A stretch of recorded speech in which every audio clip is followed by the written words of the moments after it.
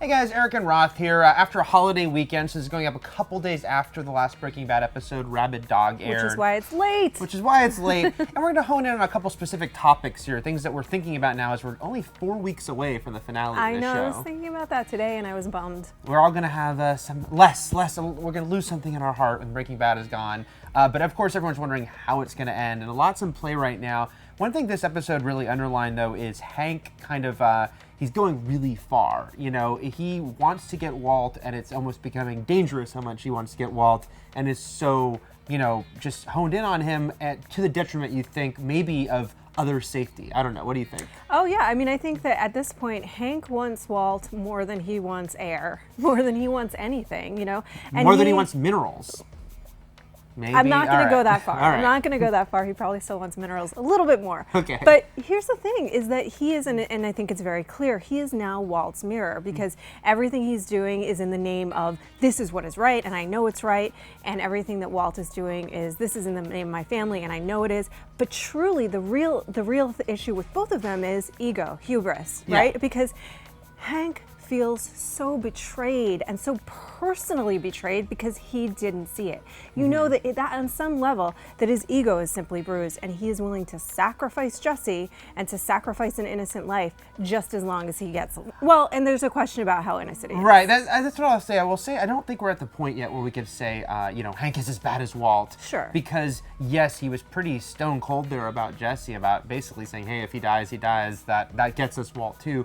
But, you know, you have to look at from his point of view. You know, we're sympathetic to Jesse, but Jesse, who just confessed everything to him, is a murderer, is a drug dealer, you know, has done a lot of terrible things himself. I still don't think Hank is at a place where he would use something like Brock. But, you know, you do wonder, like, just how far will he go from what was his moral center? No, and I don't think he is anything. I don't think he is that far, and he would use a real innocent child at this point. But I think that his fervor has overtaken him to the degree that Walt's fervor overtook him. I do. I think that his thirst for, it's not justice, it is revenge. One of the things that people have brought up, and we don't know that this is true, is that it doesn't look like he's even looking for Walt's co-conspirators in the prison murders. No. He may be. But his real focus is Walt, who's going to be dead soon anyway. And I'm not saying that doesn't mean he shouldn't go after him.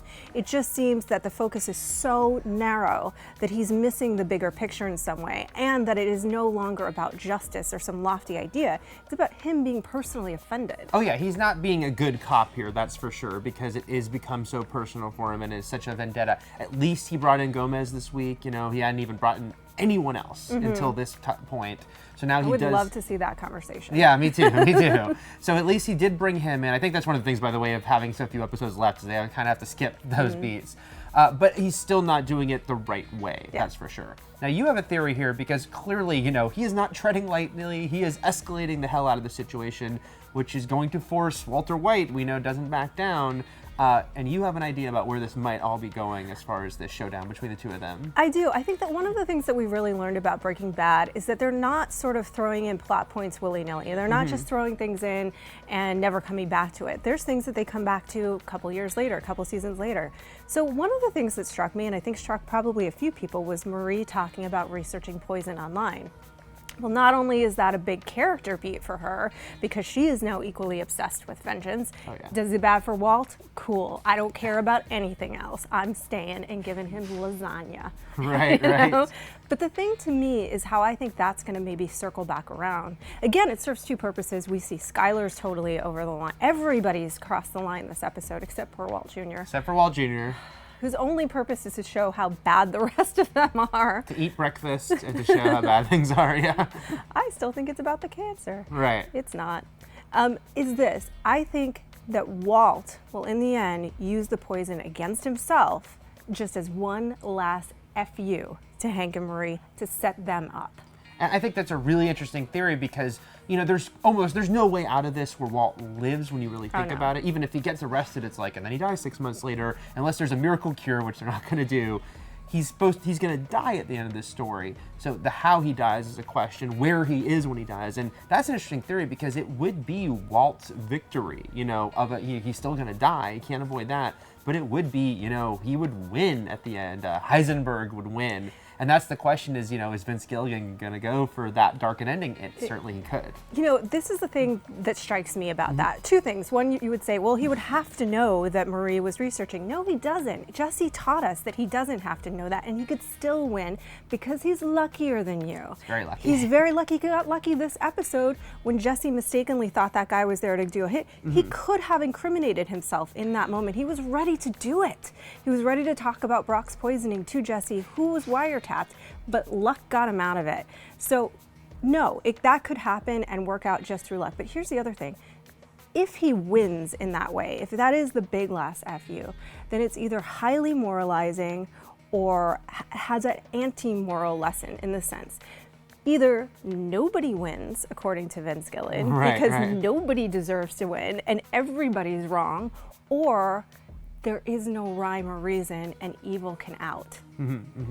I think it's awesome. You can interpret it either way. Yeah, I don't know if he'll go for that. I just don't feel Vince Gilligan is that sort of nihilistic or dark a person, but you never know. And this story certainly has taken dark turns. And I wonder, with the whole thing with Heisenberg's name written on the house and whatnot, how, and the neighbor Karen dropping her groceries, it seems like everyone kind of knows the truth about him, or at least a story they've heard. Yeah. That still doesn't mean, though, the Ricin, I do think it's a good chance it's for himself, because why did he go there so specifically for that? There's a lot of ways to kill yourself, but there's also a lot of ways to kill other people, because everyone thought he's getting the Ricin for someone, whether it's like, probably Hank or Jesse or Skylar's betrayed him. He's got it, but again, why the Ricin at that point, especially if his name is out there, you know? And speaking of other ways to kill people, he's also got the gun. You know? And so I feel like he will go out in some kind of blaze of glory where he kills a bunch of people with weapons and then takes himself out to frame Hank and possibly Marie. Right. And it would be convoluted, but we know Breaking Bad can get convoluted. We've already talked about the Ricin alone. Its original backstory is very convoluted, and Walter White is a very ingenious and very diabolical person. He is the devil. He is the devil, yes. So, we got plenty of theories. I know you do too. Let us know, who do you think the Ricin is for at this point? There's a lot of options. You think it's for Walter himself? Let us know in the comments. We'll be back next week to talk more Breaking Bad.